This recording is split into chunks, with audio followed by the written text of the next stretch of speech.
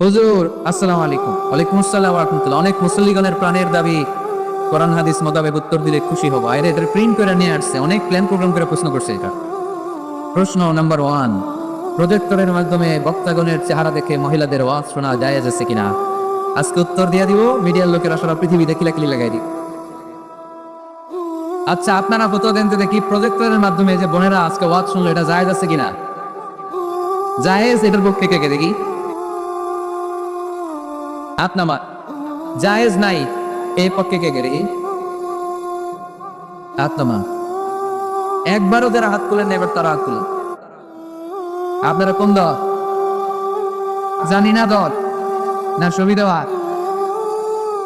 আলহামদুলিল্লাহ, আজকে দেড় দুয়ারে অনেক মুফতিদের সাথে পরিচিত হলা।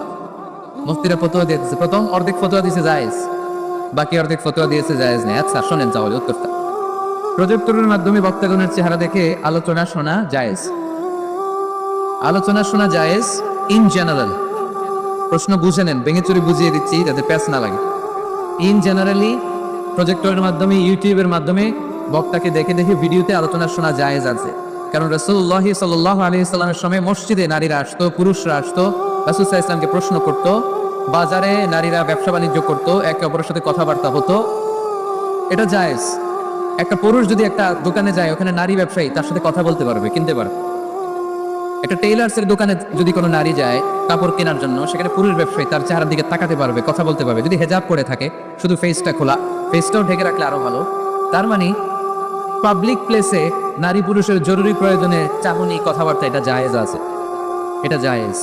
তাহলে প্রজেক্টরের মাধ্যমে বক্তাগণের চেহারা দেখে মাহফিল দেখা, এটা জায়েজ। সমস্যা কোথায়? সমস্যা হচ্ছে কোনো নারী যদি কোনো বক্তার চেহারা দেখে অন্য কিছু ফিল করে, সে যদি তার প্রতি আসক্ত হয়, শুধু ওই মহিলার জন্য না জায়েজ।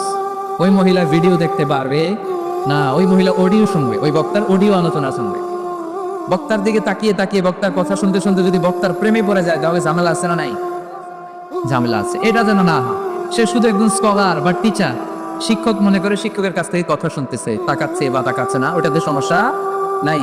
কিন্তু বিশেষভাবে এই বক্তার প্রতি যদি সে আকর্ষিত হয়, অ্যাট্রাক্টেড হয়, দুর্বলতা অনুভব করে, তাহলে ওই নারীর জন্য ওই বক্তার ভিডিও দেখা জায়েজ নাই, অডিও দেখা জায়েজ আছে। কথা কি বুঝতে পেরেছেন? 2 নম্বর প্রশ্ন, নামাজ, রোজা, হজ, যাকাতের মতো পর্দা করা ফরজ কিনা? বিস্তারিত বলার অনুরোধ রইল। জি, পর্দা করা ফরজ। পর্দা করা ফরজ। আমি বোনদেরকে বলি, বোনেরা আপনারা অনেক দামি, দামি জিনিস কেউ খোলা রাখে না। রাখে? আমার যদি 50,000 টাকার একটা বান্ডিল থাকে, আমি কি এদিকে অর্ধেক এদিকে অর্ধেক বাইর করে রাখবো? আমি একবারে ভিতরের পকেটে রাখবো, ঠিক কিনা? আমার যদি হীরা জহরতের কিছু জুয়েলারি বা অর্নামেন্টস থাকে, আমি কি এটা হাতে নিয়ে করবো? না, একেবারে ঘরের ভিতরে সিন্ধুকের ভিতরে তালা মেরে রাখি। তার মানে যেটার দাম বেশি, মর্যাদা বেশি, ওইটার প্যাকেটও নারীদের মর্যাদা বেশি না কম? এ বেশি। সেফটি সিকিউরিটির জন্য এই পর্দার বিধান আল্লাহ দিয়েছে, আপনাদেরকে কষ্ট দেওয়ার জন্য নয়। এই হেজাব আপনার অহংকার, হেজাব আপনার আভিজাত্যের প্রতীক। আমার বোনেরা যাদের কানে আমার মাইকের আওয়াজ যায়, এই হেজাব আপনার রুচির প্রতীক। আপনি কোন বংশের মেয়ে, কোন রুচির মেয়ে, আপনার পোশাক বলে দিবে, ঠিক কিনা? বোরকা পরা একটা মেয়ে যখন রাস্তা দিয়ে হেঁটে যায়, কত ভদ্র লাগে, কত মায়া লাগে, শ্রদ্ধা আর সম্মানে মাথাটা নিচু হয়ে আসে, ঠিক কিনা?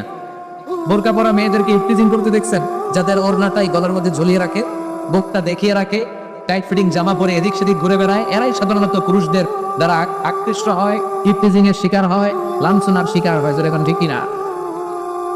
এখন পর্দা কতটুকু ফরজ?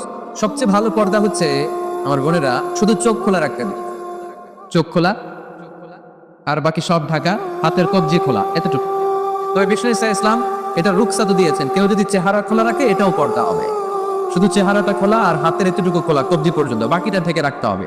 এটাকে বলে রুকসা। ফ্লেক্সিবিলিটির সাথে আপনি আমল করলেন। কোন মেয়ে যদি চেহারা খোলা রেখে বোরকা পরে, এটা জায়েজ আছে, এটা না জায়েজ না, এটা নিষেধ না, এটাও পর্দা। আর যদি চেহারা ঢেকে শুধু চোখ খোলা রাখে, এটা সবচেয়ে ভালো পর্দা, এটার বলে আজিমা, এটার উপরে পর্দা হতে পারে না। তা আমি ওইটাই সাজেস্ট করি, শুধু চোখটা খোলা রাখেন। কারণ চেহারা হচ্ছে সৌন্দর্যের রাজধানী, চেহারায় যদি দেখে ফেলে তো সব দেখা হয়ে গেল, ঠিক না?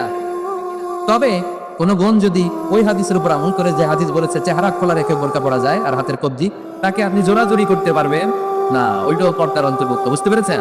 আল্লাহ তাআলা আমাদের সবাইকে কথাগুলো বোঝার, আমল করার তৌফিক দান করুক। আবার আমিন। এটা কি